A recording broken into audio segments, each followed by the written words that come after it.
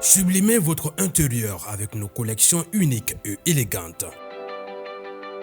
Chez Ibi Home, nous transformons vos espaces en véritables havres de confort et de convivialité. Découvrez notre collection exceptionnelle de meubles pensés pour chaque moment de votre vie. Des tables à manger conviviales, idéales pour rassembler famille et amis, au salon haut de gamme alliant élégance et confort, sans oublier nos chambres à coucher de qualité avec matelas offerts pour un repos parfait. Explorez notre sélection de luminaires rares et uniques qui sublimeront vos espaces. Découvrez notre gamme de motos électriques, économiques, performantes et respectueuses de l'environnement, idéales pour vos trajets urbains en toute sérénité. Nos installations solaires vous garantissent l'indépendance énergétique tout en réduisant vos factures. Chez Ibi Home, profitez en ce moment de réductions allant jusqu'à 35% sur nos équipements solaires. Ce n'est pas tout, nous vous proposons également des options de paiement échelonnées pour encore plus de simplicité. Venez visiter notre showroom à l'ACI 2000, immeuble Ibi Group. Ibi Home, l'élégance, la mobilité et l'énergie au service de votre confort.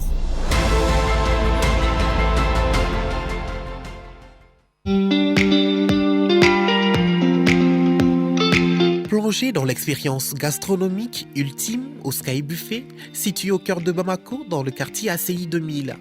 Notre spacieux établissement peut accueillir jusqu'à 300 convives, offrant un cadre élégant et convivial pour toutes vos occasions spéciales, qu'il s'agisse de célébrations en famille, de dîners d'affaires ou de soirées entre amis. Découvrez notre carte variée mettant en avant une cuisine raffinée inspirée par des recettes traditionnelles revisitées avec une touche moderne. Ce qui distingue l'expérience au Sky Buffet, c'est l'atmosphère enchanteresse créée par notre décor exceptionnel. Chaque détail a été soigneusement pensé pour créer une atmosphère captivante, mêlant harmonieusement élégance et chaleur.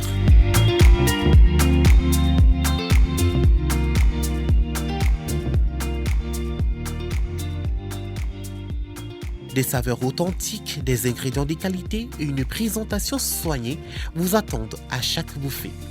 Que vous soyez amateur de cuisine locale ou adepte de plats internationaux, notre buffet généreux saura combler toutes vos envies. Sky Buffet, c'est à l'ACI 2000, au 9e étage de l'immeuble Ibi Group. Pour réserver votre table ou obtenir plus d'informations sur nos services, n'hésitez pas à nous contacter au 71 92 92 31 ou au 61 92 92 31. Laissez-vous séduire par l'ambiance envoûtante du Sky Buffet, où chaque repas devient une expérience mémorable à partager.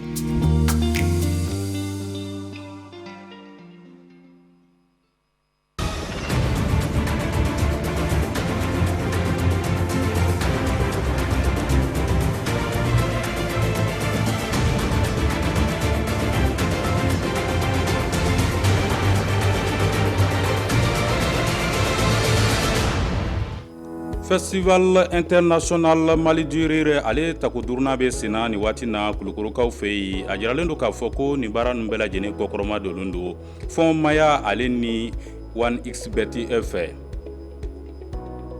lokansi ni o ye kuma fɔcogo cɛɲi ye ko ale de bɛ kɛ sababu ye maa mun bɛ kuma lamɛn olu ka se ka danaya da kuma fɔbaa kan ani k'a lamɛn ka ɲɛ. An balimaw nin de ye an ka kunnafoni bakurunbaw ye ka kɛɲɛ ni bi araba ye juin kalo tile 11 san 2025 an bɛna min walawala aw ye ni sisanda in na o kama an b'aw fo ka waleɲuman dɔn Advance TV sugandili la ka se ka aw kunnafoniya i n'a fɔ an tun ye a fɔ aw ye cogo min na Festival international Mali du Rire ni o ye yɛlɛko ani ɲɔgɔlɔnbɔ ɲɔgɔnbɛnba ye ko ale tako duurunan bɛ sena ni waati na kulukurukaw fɛ yen ni baara ninnu kolonbo karikɛla ka kɛɲɛ ni ntɛnɛndon ye juin kalo tile 9 san 2025 k'aw ladɔnniya k'a fɔ ni wulikajɔ ninnu senfɛ min ye ɲɔgɔlɔnbɔ ye ka taa bila yɛlɛko caman na ale ni kalanw ko olu caman na kɛ Aissata Ba ale ni Musa Ɲange olu ye wulikajɔw kɛ u ye minnu sɔrɔ a ko la an ka jɛ k'an ɲɛmada o fɛ. Komedi ani Imur yangali ko ɲuman kama lajɛrɛ belebele dɔ bilala sen kan Jeli Musa Kuyate fɛ ATT Junior diɲɛ bɛɛ bɛ i yɛrɛ sɔrɔ min na. Festival international Mali du Rire MDR ale bɛ sifinakaw kalan yɛlɛ kɛcogo ɲuman na bonya kɔnɔ. A tako duruna o bɛ senna Kulukorokaw fɛ yen. Kɔrɔlen a bɛ kɛ Bamako de mais ni nin kɛra siɲɛ fɔlɔ ka bɔ ka se Kulukoro ma ko régionaux b'u yɛrɛ sɔrɔ a kɔnɔ k'a kɛ 100% Kulukorokaw ye ne hakili la kɔni o nisɔndiya a fanga ka bon kosɛbɛ donc an b'a ɲini Kulukorokaw ka bɔ ka fara an kan Mali bɛɛ ka an dɛmɛ fɛnɛ a ka se ka kɛ ko wasalenba ye min b'a to Kulukoro yɛrɛ bɛ se ka tɔgɔdiya sɔrɔ a la ɲina n'Ala sɔnna an labɛnnen don autorités locales yɛrɛ an n'olu caman ɲɔgɔn sɔrɔ donc u y'an dɛmɛ ko k'u bɛ se ka dɛmɛ min k'an ye k'u b'o k'an ye walasa festival in bɛ se ka ɲɛ. MDR tako duruna in kɛnɛ kan baara camanw de bolodan bɛɛ maaw nisɔndiya ko ɲuman kama fo ka taa se kalan yɛrɛ ma. Festival in bɛ formation de kan a bɛ évaluation kan ani ka moto di comédien dɔw ma a ka se k'a yɛrɛ dɛmɛ n'a ye an ka former an ka message véhiculer min bɛ se ka faso jɔ an ka former an ka message véhiculer min bɛ se ka mɔgɔ layɛlɛ bonya ni karama kɔnɔ a bɛɛ bɛ formation in de kɔnɔ parce qu'on a formé beaucoup de jeunes minnu bɛ médiaw la bi minnu bɛ ka spectacle kɛ Mali kɔnɔ ani Mali kɔ kan o caman tɛmɛna an ka festival sen fɛ. Nin ye baara min ye nin bɛ don jamana nin bɛ se ka jamana dɛmɛ bi sabula k'a d'a kan a bɛ se ka denmisɛnninw hakili dayɛlɛ an yɛrɛ ka seko ni dɔnko kan an kɛcogo n'an taabolo kan ani an bɛ kɛlɛ hukumu min kɔnɔ bi a bɛ se ka kɛ sababu ye ka mɔgɔw dusu suma ɲɔgɔn kɔrɔ ka mɔgɔw don ɲɔgɔn na ka mɔgɔw kuloko don ɲɔgɔn na et puis ka se ka hali bi jamana dɛmɛ a hakilina la n'o ye Mali kura jɔli ye. Festival international Mali dirir kɛnɛ kan yɛlɛ ɲɛnajɛ ale ni kalan o tɛna kɔtigɛ k'aw ladɔnniya k'a fɔ ko moto kura kelen ale bɛna di kalanden ladiri ma don bolo ye ni baara ninnu kuncɛra.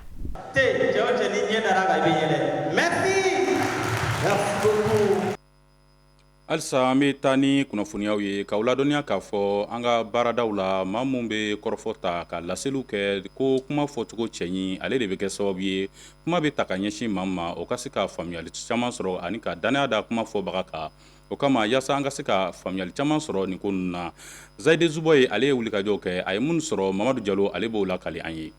Kuma ɲɔgɔnya o ye an taala ye diɲɛ ma don o don nka a ka kan a fɔcogo ɲuman a n'a fɔ wagati o bɛ kɛ sababu ye ni ka nɔgɔyaba don ɲɔgɔn faamuya la an ka kuma ɲɔgɔnyaw na.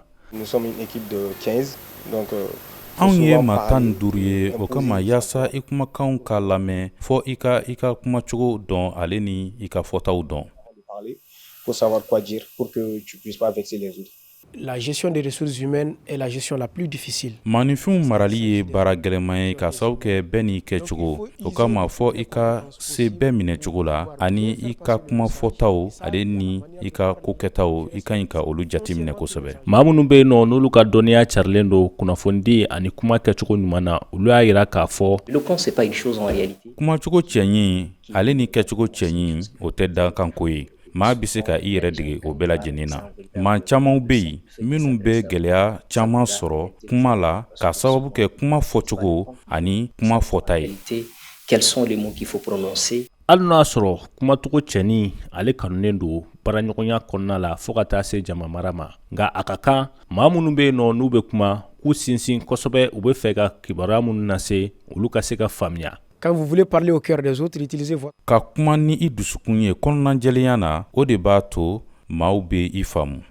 Parlez juste, dites la vérité, dites ce qu'il y a à voir et c'est tout. O la a ka kan i ka kuma basigi kɔnɔna la walasa i bɛ min fɔ a bɛ se ka faamuya cogoya min na. Vous pouvez avoir une équipe qui fait ce que vous voulez. I bɛ se ka bɛn ni maaw ye baaraɲɔgɔnya kɔnɔna na mun bɛ ko bɛɛ lajɛlen to i ta la nka n'i ma u bonya a dɔ k'a fɔ i n'u bɛ se ka fara wagati bɛɛ lajɛlen na. Ce petit respect là, ils vont partir. Jamanajɛ yɔrɔw fo ka taa se jama maralaw ma olu kuma fɔcogo o bɛ se ka kɛ sababu ye ka wagati gɛlɛnw ni k'olu latɛmɛ tɛmɛcogo ɲuman na.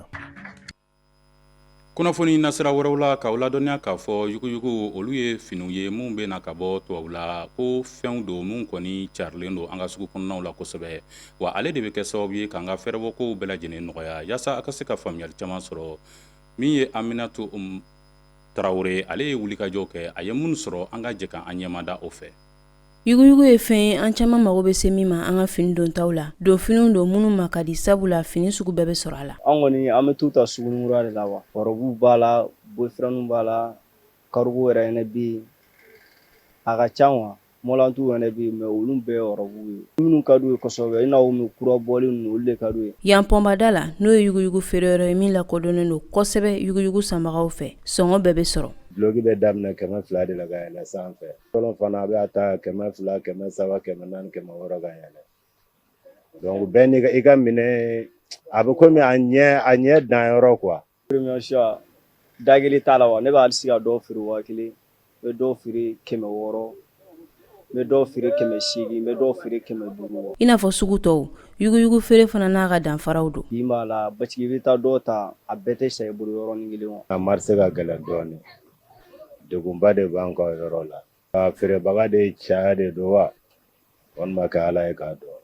Dɔ bɛ i bɛ bɔ a bɛ diya i la mais don dɔ bɛ a ka gɛlɛn yɛrɛ de yan yɛrɛ denmisɛnnin dɔ yɛrɛ bɛ tila don dɔ la u bɛ na u b'a fɔ hali u ma datigɛ yɛrɛ sɔrɔ mais adamaden ni baara wɛrɛ t'i bolo baara kelen min kɔ a mana gɛlɛya cogo cogo i b'i débrouiller ten sinon an bɛ yɔrɔ min na sisan kɔni Ala ko tiɲɛ marché jɔlen don yɛrɛ de. K'i pari ka sɔrɔ i ma wari bɛrɛ bɔ o bɛ sɔrɔ yuguyugu de la o de kama ni musolaka ninnu ye yuguyugu sugandi a sɔngɔ nɔgɔya kama a n'a qualité kama. I bɛna Pɔnbada la bila ko tɛ dɛ parce que ne ka client de bɛ yan nɔ quoi Isa n'a ye baliw ci dɔrɔn a bɛ ne wele ne bɛna lajɛ. Bon ani bitigi ta différence caman m'u ni ɲɔgɔn cɛ parce que yuguyugu filɛ nin ye i b'a dun a ka fɔ k'a mana bɛ sa k'a fɛn min kɛ jamais o tɛ k'a la mais bitigi ta ninnu filɛ nin ye mana bɛ sa et puis fɛnɛ différence caman m'u ni ɲɔgɔn cɛ quoi wa bitigi ta fɛnɛ ye populaire ye mais yuguyugu dun filɛ nin ye i mana jar dɔ y'a la sisan nɔ i mana o ta i t'o ɲɔgɔnna ye mɔgɔ wɛrɛ la o yɛrɛ de y'a diya ne ye kosɛbɛ. Bitigi la i bɛ se ka fini kelen san 20 000 25 000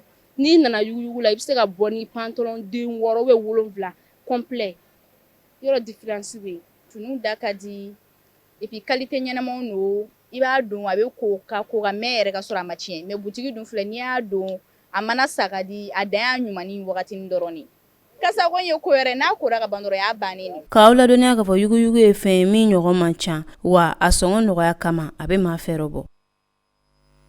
Halisa an bɛ taa ni kunnafoniyaw ye k'aw ladɔnniya k'a fɔ i ci ni ale ye bolimafɛn kuraw ye mun kɔni b'a la ka Bamakɔkaw ka taa ka segin nɔgɔya nin waati in na ale ye bolimafɛnw ye mobili ale ni k'a dɔn k'a fɔ mobili bolibaga olu bɛɛ lajɛlen bɛ bila a tabaga ka bolo kan ninnu ye walew ye mun baaraw kɔni bɛ sɛbɛntiya bɔlɔlɔ sira de fɛ kosɛbɛ anw ka ɲininikɛlaw olu wulila k'u ɲɛmada a ko fɛ u ye mun sɔrɔ an ka jɛ k'an ɲɛmada o fɛ.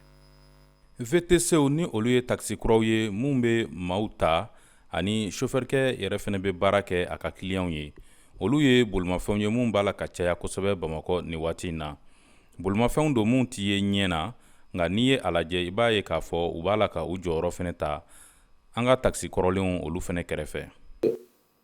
An bɛ se k'a fɔ ko digitalisation parce que ale la a ma se i ka bɔ ka t'i jɔ sirada la k'a ɲɛ donc comme a tɔgɔ yɛrɛ bɛ cogo min na VTC de don i b'i sigilen to application sababu la i bɛ se ka mɔgɔ sɔrɔ min ka surun i la donc n'i y'a lancer i bɛ se ka bɛn ni mobili dɔ ye min b'i ka alentour la o tigi bɛ na i ta f'i bɛ yɔrɔ min ka t'i bila i bɛ taa yɔrɔ min. Ni bolimafɛn masina ninnu ni o ye VTCw ye olu ye bolimafɛnw ye mun i bɛ se ka a ɲini u fɛ u ka n'i ka baara kɛ bɔlɔlɔ sira fɛ wa bolimafɛnw don mun kɔni ka di kosɛbɛ Bamakɔkaw ye ka sababu kɛ a kɔnɔna basigilen don o kɔfɛ min ye u ka sɔngɔw ye ko olu fɛnɛ ka nɔgɔ kosɛbɛ.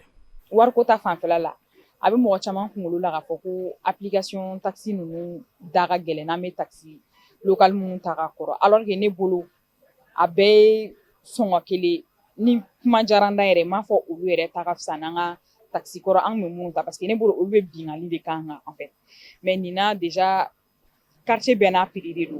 K'aw ladɔnniya k'a fɔ bɔlɔlɔ sira fɛ VTC ninnu ni o ye maa ta mobili ale ni a chauffeur n'a bɛ o kofɔ olu ye bolimafɛnw ye mun kɔni kɛlen don ka dankari nin waati in na taxi kɔrɔlenw olu yɛrɛ ka wulikajɔw la kosɛbɛ.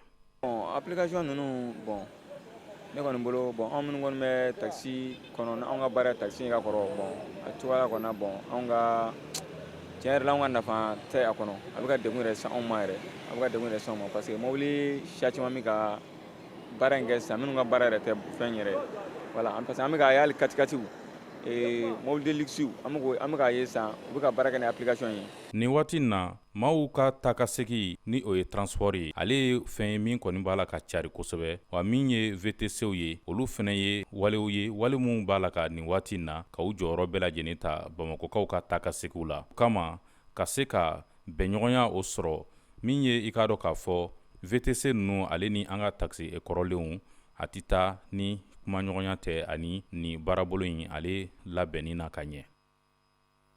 Ayiwa nin de bɛ taa ni an ye jamana kɔkanko kibara hukumu kɔnɔna na o kama min ye Ibrahima Ture ye ale ye wulikajɔ kɛ a ye mun sɔrɔ Kajatu Bagayogo ale b'o lakali an ye. Festival Afrique Asie tako sabanan baaraw kundo la Senegalikaw fɛ yen bi araba juin kalo tile 11 tile 4 bɔɲɔnko sanfɛ kalanden maa 100 bɔɲɔnko ka fara artisiw kan ka bɔ farafina jamana 60 la olu bɛna hakili jagabɔ kɛ farafina ani Asie cɛ bolodi ɲɔgɔnma kow kan. Chine jamana ministri min ka baara ɲɛsinen no u ka jamana ani jamana wɛrɛ ko ɲɛnabɔlikow ma ani ministre des affaires étrangères farafina gun kan olu ye ɲɔgɔn ɲɛ kɛ walasa ka dɛmɛɲɔgɔnya sinsin Chine ani farafina kilebiɲafa jamanaw ni ɲɔgɔn cɛ. Ni ɲɔgɔn ye senfɛ u y'u sinsin Kenya jamana ka hakilinaw kan ka ɲɛsi jamanaw ma walasa u ka hakɛw bɛ se ka tɔbɔtɔ cogo min na ka ɲɛ. Amérique ale ni Chine jamana ye tɛgɛnɔbila kɛ jago sira kan Londres jamana kan. Ni tɛgɛnɔbila ye tali kɛ sɔrɔ yiriwali ko kan i n'a fɔ ka nɔgɔya don ni ɲɔgɔn cɛ minɛnw donni ni bɔli la jamana fila ni ɲɔgɔn cɛ.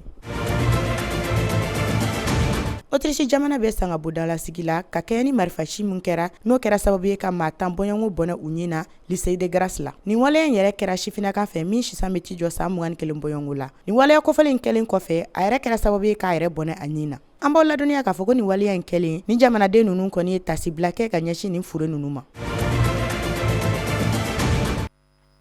An balimaw nin de bɛ dansigi an ka bi kunnafoniyaw la an bi aw fo ka waleɲuman dɔn a lajɛliko ɲuman na k'a ɲini aw fɛ a ka to aw nɔ na ka sababu kɛ nɛgɛ kanɲɛ 19 saga 35 ani Ayise Kida bɛna ɲɔgɔn sɔrɔ nasarakan kɛnɛ kan san'an k'an kɔ don ɲɔgɔn na an bɛ dugawu kɛ ko Ala ka Mali lataa ɲɛ.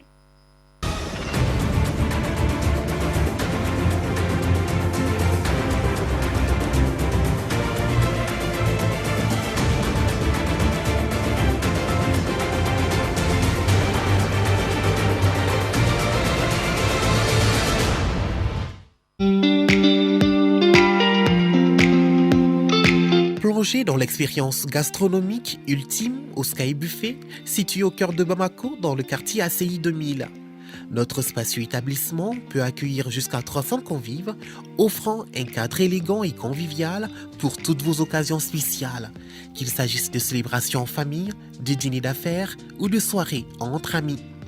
Découvrez notre carte variée mettant en avant une cuisine raffinée inspirée par des recettes traditionnelles revisitées avec une touche moderne. Ce qui distingue l'expérience au Sky Buffet, c'est l'atmosphère enchanteresse créée par notre décor exceptionnel. Chaque détail a été soigneusement pensé pour créer une atmosphère captivante, mêlant harmonieusement élégance et chaleur.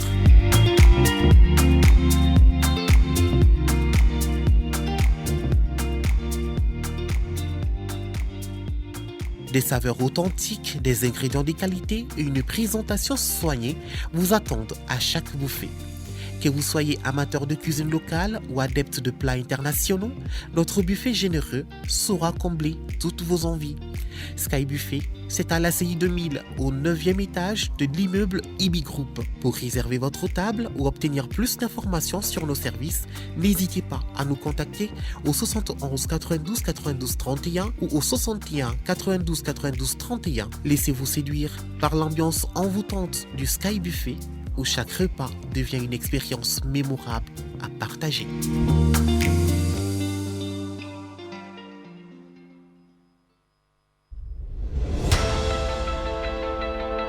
Sublimez votre intérieur avec nos collections uniques et élégantes.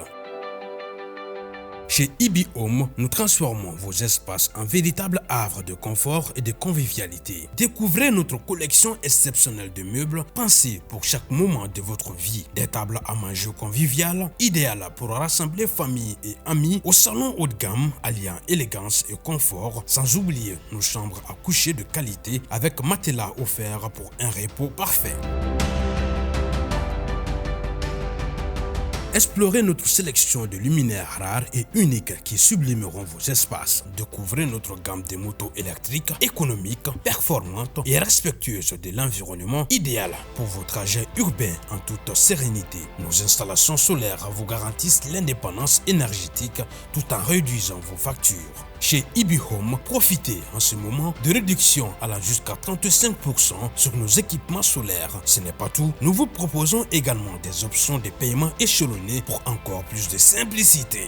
Venez visiter notre showroom à l'ACI 2000, immeuble Ibi Group. Ibi Home, l'élégance, la mobilité et l'énergie au service de votre confort.